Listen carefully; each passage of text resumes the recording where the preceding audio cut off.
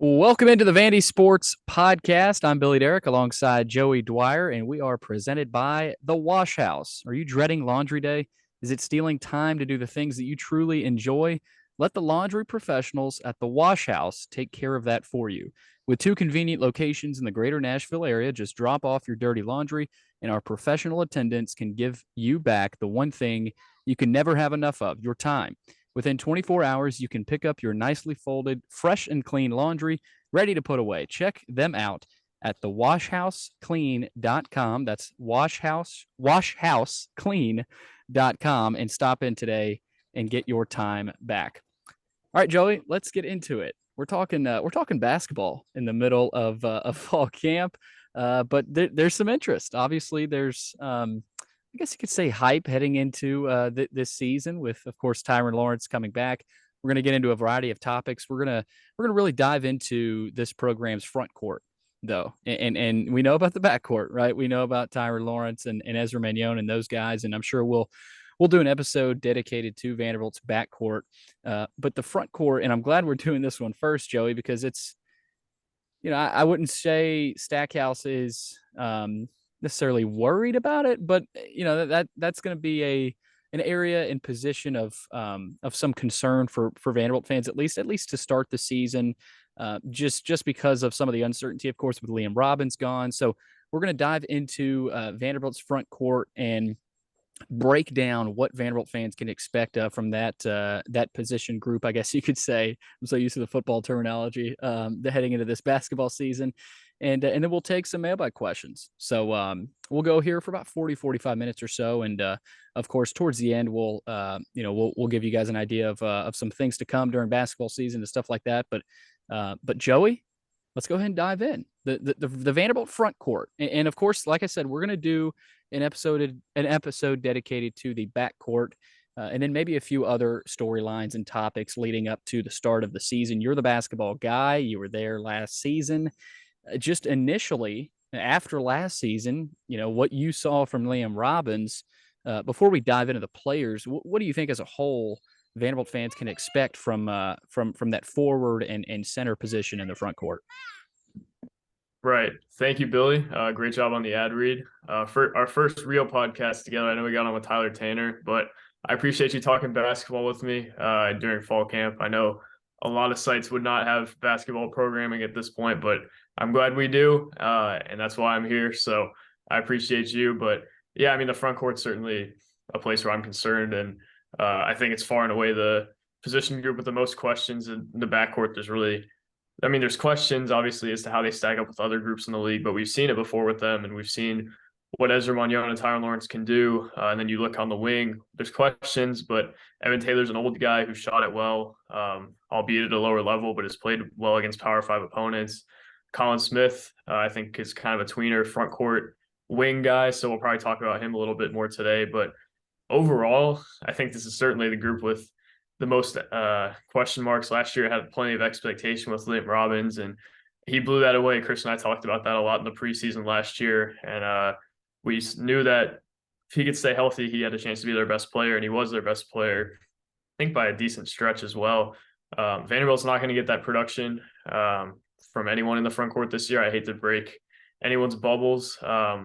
Really, I think what I'm expecting out of this front court in an ideal world is that maybe you have a guy step up who could be their fourth, fifth scorer. Maybe that's Van Allen Lubin.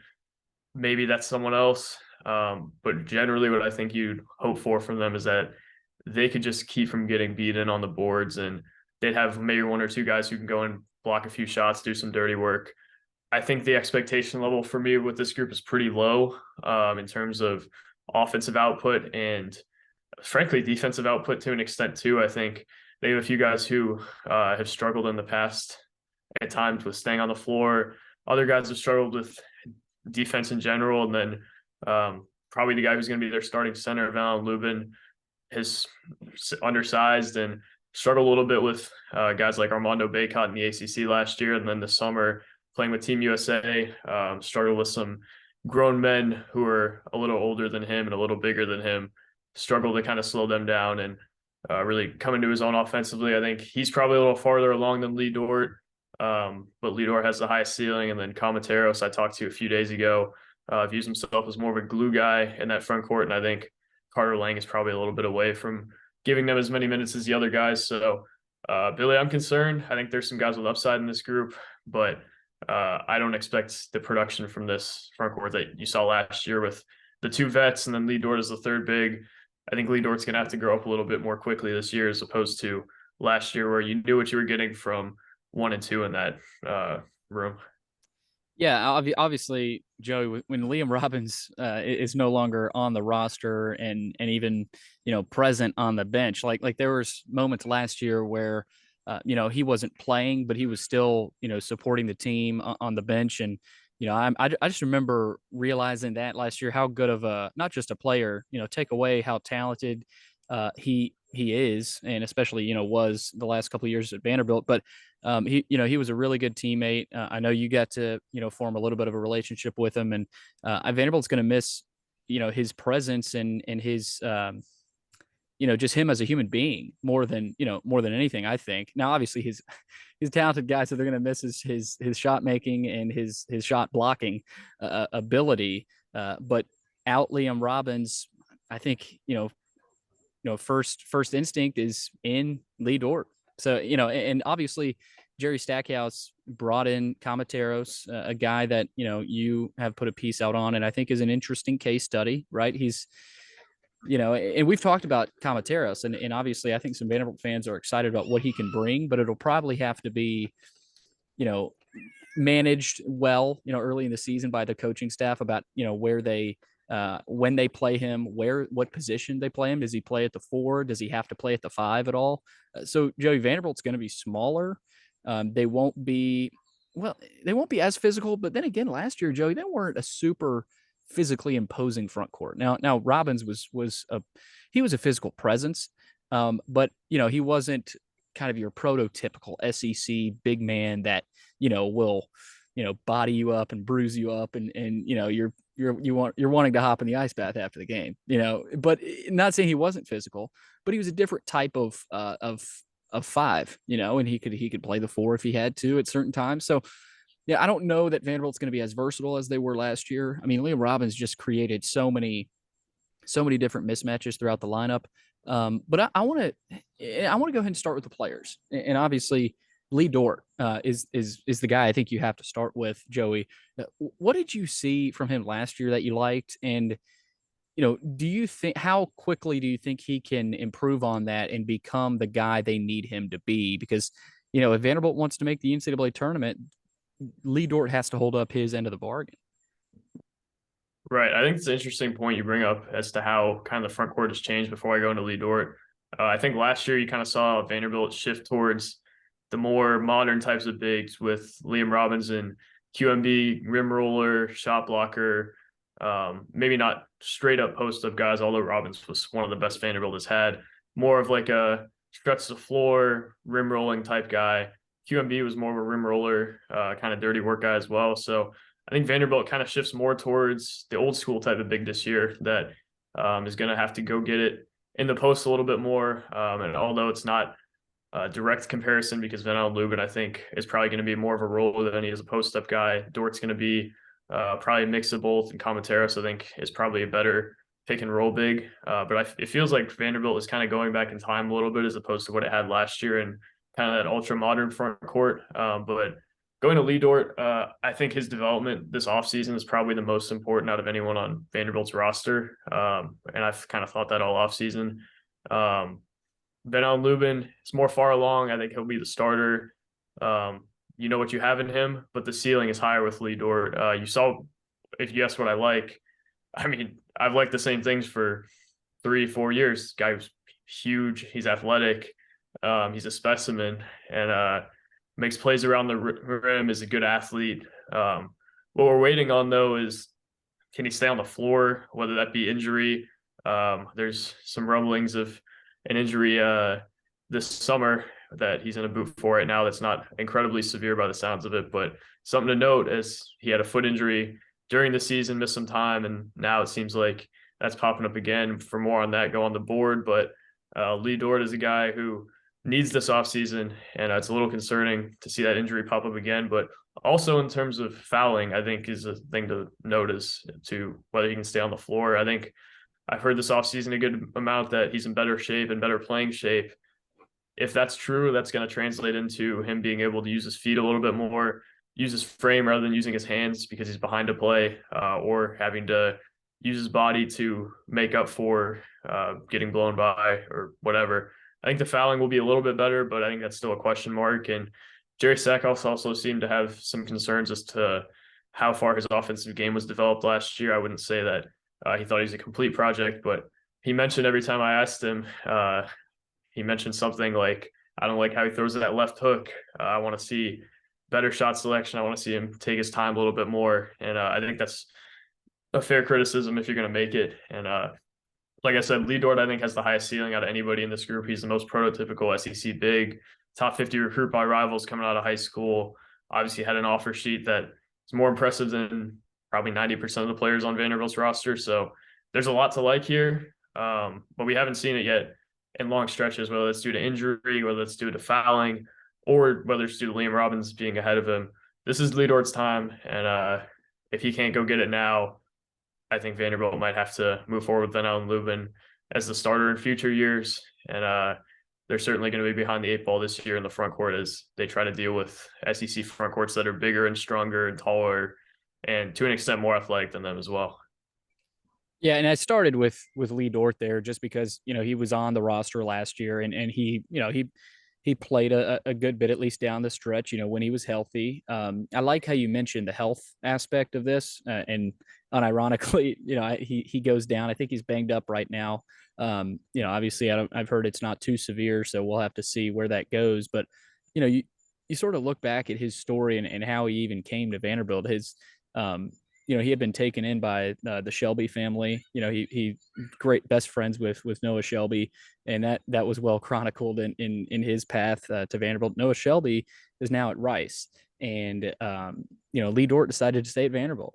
And I'm sure he was pulled in that direction, maybe occasionally. And I mean, I don't know how hard, and if there were even other schools that might have saw his game and looked at him. But I think this was a situation where Lee Dort looked at his future at Vanderbilt and saw a path. He saw a good future at Vanderbilt, and I think Vanderbilt fans can see that too. I mean, Joey, there were flashes. I don't know that they were sustained flashes, but they were, in sustained minutes in a game. But there would be, 2 to 3 minutes in a game where Lee Dort makes a couple of blocks, puts a put back layup or a dunk in there, and kind of excites the crowd and excites Vanderbilt fans for his future. So I brought Lee Dort up first before Van Allen Lubin for that reason, because he played last year, and I think at least he earns that I guess top billing. But that brings us, Joey, to Van Allen Lubin, a guy that, of course, played at Notre Dame. You're very familiar with that Notre Dame program, of course, having covered them. Obviously, I don't think you covered him, but you're familiar with his game. What does he bring, and how does he compare to the other front court players on Vanderbilt's team? Because I think if you watch his film, you recognize the athleticism, right? You recognize that he can rim run, and I think we talked the other day about how dangerous he could be in that pick and roll game with Ezra Manjon and Tyron Lawrence. So, Joey, and we've talked about this too, about his shooting ability that obviously has to improve, and I'm sure it will under Coach Stackhouse. But what do you like most about his game, and how do you think he fits in this Vanderbilt scheme? I think particularly this year, what I like the most is that he does the dirty work really, really well. He's only 6'8", so he's not going to be your Liam Robbins in terms of physically overwhelming guys, but he's built. He's strong. He's a great pick and roll big who's working on his post-up game a little bit, working on the shot. I think he's a little bit far from what he can be offensively in the future. I know Notre Dame fans compared him to Bonzie Colson when he committed. I never thought that was a great comp, but it shows you kind of what people think of his face-up game and what it could become and what we saw flashes of at the high school level. I covered his recruitment, but not his actual Notre Dame career.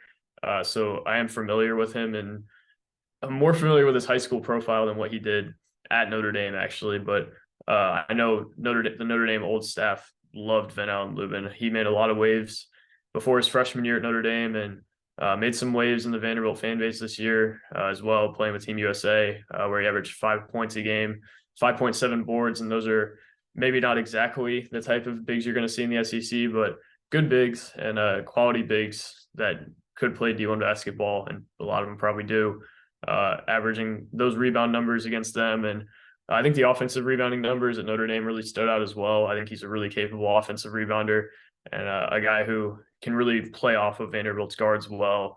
I don't know that he's going to be what Lee Dort is if they both hit their ceilings, but he's a guy this year who I think will help them a lot in terms of just rebounding, playing out of the pick and roll, and then obviously doing a lot of the dirty work down low. Can block shots a little bit. I wouldn't say he has a full rim protector label on him like Liam Robbins does. Maybe not even as good of a shot blocker as QMB, but he's a little more physical than QMB was. I think he does a lot of really good things. That being said, though, I think he's got some work to do in terms of developing his post game, developing the face-up game, and the outside shot. Shot at just 11% from three last year, 1 for 11 at Notre Dame.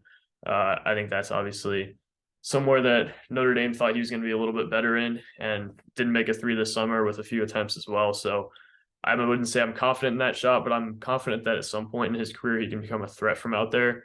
And I think that's really what's important for him. Maybe that doesn't happen this year, but maybe it happens his junior or senior year, kind of like Liam Robbins did, where maybe later in the year he starts to hit a few shots. Now you have to actually guard him out there, and it opens up the floor for Ezra Manio and Tyron Lawrence to get downhill and make plays at the rim. And I think he's just going to be a really nice complementary piece and a good fit for this roster, even if he's not going to be your third scorer or fourth scorer. I think it's probably Evan Taylor and Colin Smith. Maybe he's a better scorer than one of those two, but Van Allen Lubin, I think, is going to be a nice piece for them that is going to be able to step up once in a while, but otherwise is going to be a really capable complementary piece.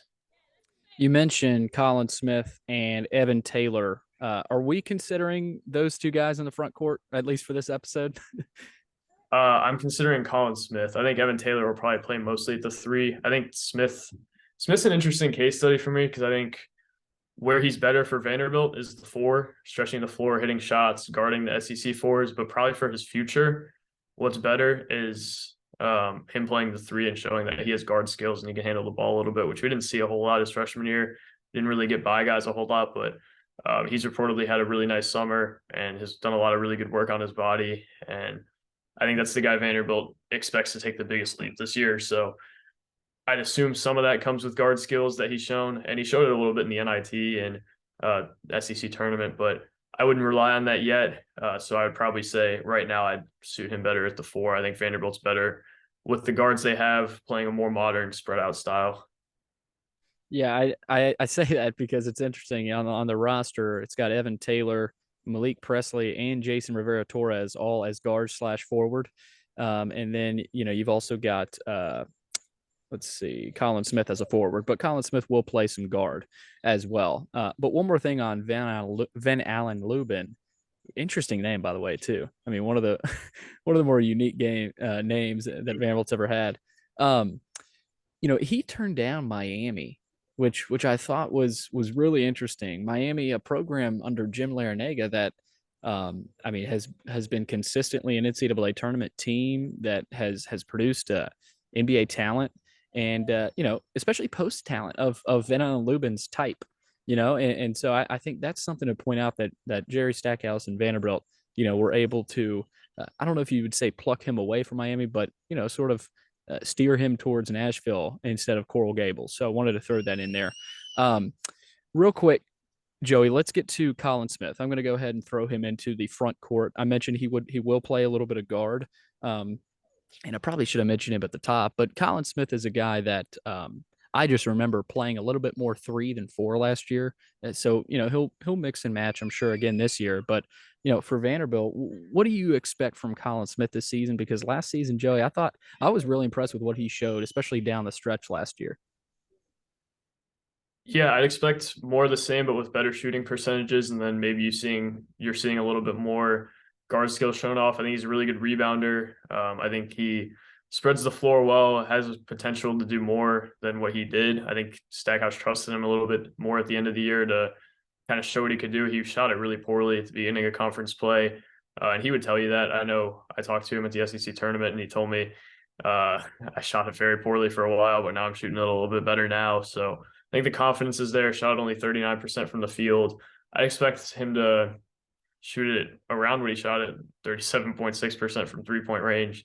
That's really solid, but I'd expect him to expand it a little bit inside the arc and expand kind of his scoring arsenal in general. Averaged only 4.7 points a game this year. So there's been a lot of buzz around Colin Smith this offseason, probably the most out of any Vanderbilt player by a significant margin. If you have a conversation with someone around the Vanderbilt program or in the Vanderbilt program about this summer and what's happened at those practices, Colin Smith's the name that always comes up, and the work that he's done to his body always comes up, and just the improvements he's made in general. So I'd expect a lot from Colin Smith this year, maybe to be their third scorer, and maybe to be a guy who takes a significant leap. I've also heard Paul Lewis and Ezra Manjon's name with those sentiments, but not quite as much and not quite as boldly. So Colin Smith's a guy I'd expect something more from. Maybe it's more of the same. Maybe you see a little bit more of those guard skills being shown off and him making plays off the bounce, which we didn't see a whole lot last year, just off of closeouts, really. Yeah, Colin Smith. I mean, I remember watching the SEC tournament last year, Joey, and kind of being pleasantly surprised by what you saw from Colin. And he's a guy that I look at. I look at his body type, and he sort of reminds me of a Jerry Stackhouse type of player. I mean, Jerry obviously was an old school guy, but if you watch Jerry's highlights, he could shoot the ball well, not blow you away well, but he could consistently hit the 3-point shot. But he was also a little bit of a slasher, good rebounder, athletic, can run the floor. So I think he likes what he's got in Colin Smith. And I wouldn't be surprised if you put a true serum to Jerry Stackhouse. He would tell you that Colin Smith reminds him a little bit of himself. So I think that intrigues Vanderbilt fans and Jerry Stackhouse for that matter. So Colin Smith obviously is another guy to watch, and I've heard some really good things, and so have you, Joey, in the offseason about what he has done on the practice floor. Of course, it's not like football where we are able to go and watch preseason basketball practice. Joey, there may be a scrimmage or two open. I'm not sure. I think they usually do that, at least, especially I know their pro days are usually open to the media. So, but we'll continue to monitor that and see where that goes. But let's move on to another young guy in Tassos. Well, I don't even know if you'd call him a young guy. Actually, he's a graduate. No, I would not. Yeah, I saw his name. Newcomer. Let's say newcomer, not young guy. He's the opposite of a new guy. Tassos Kamateros, 6'8", 240, out of Greece. And Joey, honestly, I don't know a ton about this guy. I mean, obviously I know he's an international guy. He's a different style of player. But for Vandy fans that really don't know what they're getting from him, how would you describe his game? First of all, I'll talk about his story because I think that's worth mentioning. I wrote a story earlier this week, talked to him on the phone, I think last Tuesday for about 35 minutes, I think. He was in Greece as a high schooler, went through his senior year, went on a few unofficial visits, ended his senior year with no offers, decided to give basketball one last chance, took a gap year, played in the second division in Greece, didn't have an offer, got a PWO offer to South Dakota, preferred walk-on, didn't even know what walk-on meant at that point, didn't speak English very well, came to South Dakota, didn't get in really till conference play. Their starter went down with foul trouble, so he went in, guarded a guy who ended up being an all-league player in the Summit League, got a few stops. They ended up winning that game and gets in for the rest of the year. Then the season's canceled with COVID. He goes to his coach's office to meet before he heads back to Greece for the quarantine and such, and is surprised to hear he gets a scholarship, ends up becoming a double-digit scorer for 2 years in the Summit League, puts his name in the portal, and ends up at Vanderbilt. So I think it's a really cool story. Go read it at VandySports.com. If you haven't, Tassos was a really good interview, good guy. But as for his game, I think if Vanderbilt fans are familiar with Carter Lang, think Carter Lang, but right-handed, older, and an inch shorter, a little less athletic. Commentators use himself as a glue guy who can play the 4 and the 5. I kind of view him the same way. My biggest concern with him is, can he guard either of those positions effectively in the SEC? He didn't perform super well against high majors when he did play against them at South Dakota. Um, I just envision him having to guard Colin Smith at the 4 and Vanderbilt Lubin at the 5. And I don't love that just because I don't know how nimble he is. I think he's done a lot of work on his body to try to effectively do that. And he's willing to accept whatever role they give him, but I would expect him to come off the bench, maybe be featured a little more than Emmanuel Ansong, but kind of fill that same type of role of come in, give him some energy. Ansong is more of an energy guy. Commentaris is going to be more of a guy who comes in and tries to light things up with a few threes. Also, his passing ability, I think, is really, really solid, especially with his back to the basket. I think that's something that stands out on his tape. I don't know how much we'll see that at Vanderbilt, but that's something he prides himself on. And he's a lot different than their other bigs. He mentioned to me that the biggest adjustment for him has just been the athleticism. And he admitted, I'm not the athlete that these guys are with Lubin or Dort. He's not that. He's not going to be that. I wouldn't expect that. I'd expect him to look overmatched athletically at times, but he's going to try to make up for that with his IQ and with his ability to stretch the floor. He's got a little bit of post game, not quite as much as Vanderbilt's other bigs, maybe a little more developed post game, but not as natural of a post guy or as high ceiling of a post guy as the other two. But I think he can be a nice guy off the bench for them this year. And where I think he's really valuable is in terms of them wanting to play matchups. Van Allen Lubin's probably going to be your everyday guy. Lee Dort's going to come in when you're facing like a Colin Castleton and you have to just throw the house at him on defense. Commentaros probably isn't going to do super well in a matchup like that, or Tolu Smith, but he is going to come in and probably stretch the floor a little bit if they want to open up the lane for Magnon and Lawrence. He could play the 4 or the 5, probably a little better suited at the 4 in the SEC. But I think he can do some good things for him. Is he going to be a starter? Is he going to be an all-league guy? Probably not.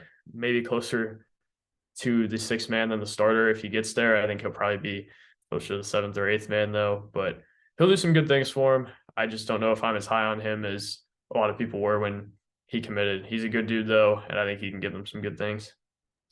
All right, let's close out the player portion because we still got some questions to get to in the mailbag. But Joey, let's go to JQ Roberts and Carter Lang. Both freshmen coming into the program, both about 6'8", 6'9". JQ is 210 pounds. Carter Lang's a little bit bigger at 245 pounds. They're both from I guess Carter Lang's from Virginia, and then JQ's from the Midwest. But obviously, those two guys had really good high school careers, and they obviously produced, and they seem to be guys that project well in Jerry Stackhouse's system. Obviously, Stackhouse hasn't maintained a good majority of his freshman recruiting classes over the years, but I think I look at this class and say that he's got a shot at maintaining this class. Now, of course, we'll see how it plays out. But JQ Roberts and then Carter Lang, what can Vandy fans expect from those two young guys? Right. So I think Lang is more of the prototypical front court guy than JQ. I think JQ is kind of like Smith in that he's more of a 3-4 tweener.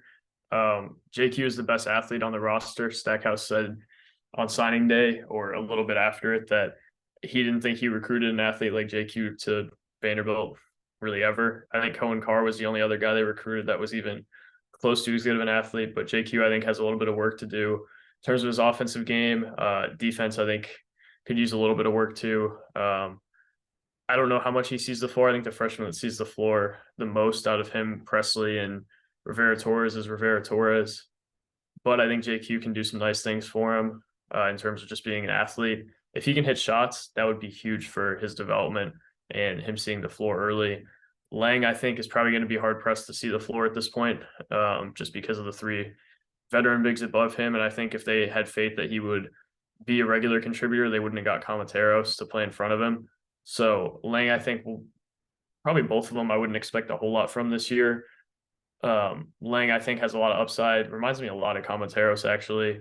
Roberts, I don't know if Vanderbilt's really had a comparable player. I think I'm really interested to see how that offensive skill set profiles at the college level, whether he ends up as a guy who could go get it off the bounce at some point, or if he's going to just be a corner to corner guy. I'm really interested to see, but that athleticism plays, and it'll play freshman year, even if his body's not ready, even if his offensive skill set isn't quite as ready, but they have bodies in front of both those guys at this point to me. All right, Joe, we got a lot of good questions actually, Right. from the Vanderbilt fans on the board, and we're gonna hop into the mailbag. It's sponsored by Sutherland and Belk, a family-owned injury law firm. If you or a loved one has been hurt in an accident, give Taylor or Russell a call at 615-846-6200 to see where your rights are and if they can help. All right, let's start out with VandyFan_23. He says last season it felt like Tyler Lawrence was seen as the X factor, and if he could improve, then so would Vanderbilt. Who do you think that player is this year? I don't know if we'll see a jump like Tyron Lawrence's last year. I think that was really important to the team, and I think it was really all in front of him last year. I think Smith ends up taking the biggest leap out of anybody. I'm not sure he's the X factor because I think they could do without him being a double-digit scorer. But I think he ends up taking the biggest leap and maybe becoming a double-digit scorer from a guy who averaged less than 5 points a game. Dort's development is the most important, though. They don't have size like him, and they're going to need what he brings them. If Smith doesn't take the leap we expect, they're going to get production from Taylor and maybe Rivera Torres. If Dort doesn't take a step, where do they get that production from? I don't know. So that one's really important for them. I'll give you a two-part answer. Smith's the one who takes the biggest leap. Dort is the one who's most important that he takes a leap. Paul Lewis also a name to talk about there. I've heard he's impressed with people this summer as well. Yeah, Paul Lewis is certainly a guy to watch there. All right, baseball bros. We obviously are expecting good, consistent guard play, but what does the front court need to do in terms of production for this to be an NCAA tournament team? Perfect question, because I was actually planning on bringing it up, but I forgot. So, Joey, I ask you that. What does the front court need to do for this to be an NCAA tournament team? Billy, it has to be good enough. They don't have to take over any games. They don't have to get in the way of the guards. They have to rebound. They can't get eaten alive on the block. And they have to be able to provide some form of complementary scoring and some form of shot blocking. I think Lubin's probably the main offensive contributor. He's only going to give them maybe around a little less than 10 points a game. So that's kind of what I'd expect offensively out of them. But last year, at the end of the year, we saw them win while getting killed on the boards and just killed in front court production in general. They won with good guard play. I don't think that's a consistent season-long thing that can happen in the SEC. I think that was just them catching fire and making a run. But I think they have to do enough in that front court and be a little bit better than they were with just QMB towards the end of the year, which isn't that hard to do considering the personnel they have.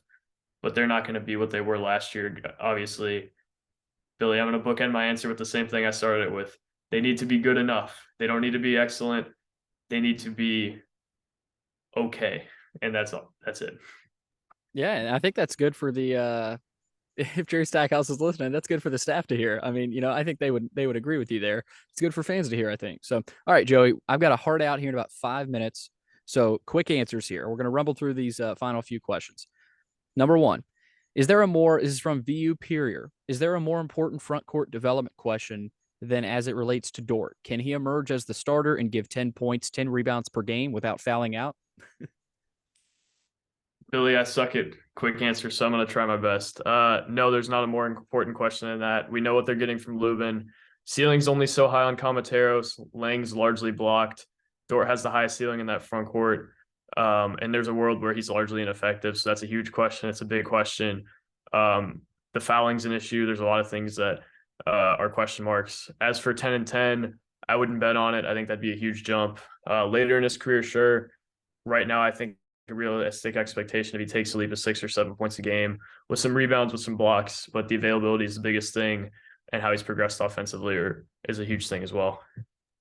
All right, here we go from P Universe. With the changes within the coaching staff, how do you see it affecting future recruiting? In other words, do you feel like we will be a better recruiting staff or a worse recruiting staff?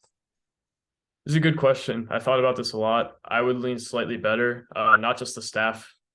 The staff's not the only result of that, though. I think the NIL and such surrounding them will help them a ton.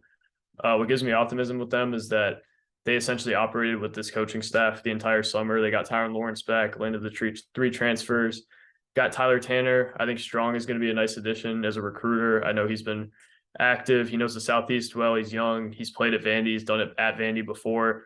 He knows about the program and what to sell, what not to sell. I think he's more the recruiter out of the two new guys. Wilkins has a good reputation as a player development guy. That's what he'll be known more for. But he was also the Stackhouse Elite AAU coach, so he knows the AAU coaches. But Georgia Tech didn't have the greatest track record in the post Alvarado DeVoe area of guard recruitment and development. So I would expect Wilkins to be more of a development guy than a recruiting guy. But to make a long story short, probably slightly better. Not just because of the coaches, though, because of what they're surrounded with now. All right, here's a good one from VU Matt 23. Who will be the best player off the bench? I'm assuming the 5 is going to be Magnon, Lawrence, Taylor, Smith, and Lubin. I think Lewis is the safe pick. He's supposedly taken a leap. We saw what he could do at the end of last year. He's going to have minutes on the table. He's going to have reps on the table at the 1 and the 2. Rivera Torres is the pick I like. That's a little more risky as well. We'll talk about him a lot throughout the offseason. And we'll probably hear more about him as we go, but I think he's a risky pick, but one that could really help Vanderbilt throughout the year. All right, I'll go ahead and give the answer to this one. This is from GLH4VU, and I know you agree with me. He asks, is Magnon more important than Lawrence?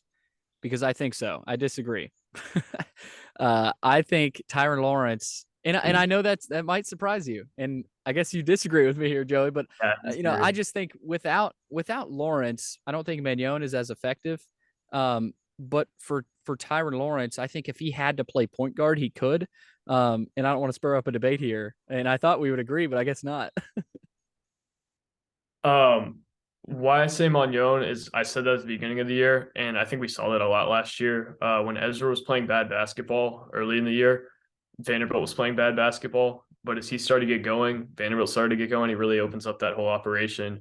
When they played LSU in Baton Rouge, he fouled out for like 10 minutes in the first half, and their offense was completely ineffective. Obviously, that LSU defense had some length and athleticism that disrupted them. But even the drop to Paul Lewis and Trey Thomas was huge. I think Lawrence did some good things early on in the year, and they still lost. Magnon, when he did some good things, instantly translated into winning. And I think I was confident that they could at least be okay, even if they didn't get Lawrence back, if they had Magnon. All right. We're going to rumble through this one here. Evan Taylor. This is from 5-Star Door. He asks, are we expecting him to be similar in impact to Rodney Chapman or to DJ Harvey?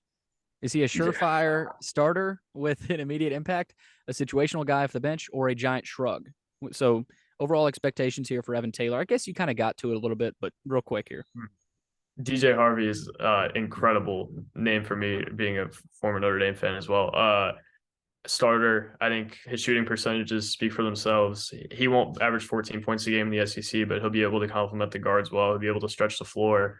He'll be able to defend. Maybe he's more of a catch and shoot guy now, but he'll do some really good things for them as a starter, I think. All right, lastly here, Joey, last one from NBA Door. Power rank the players by NBA potential on the team. I'm not going to ask you to power rank everybody on the team, but give me your top 5. And maybe you can respond to that with your full rankings to be NBA Door on the board. But real quick, top 5 here for the podcast. Top 5 future NBA or NBA prospects, current NBA prospects on Vanderbilt's roster.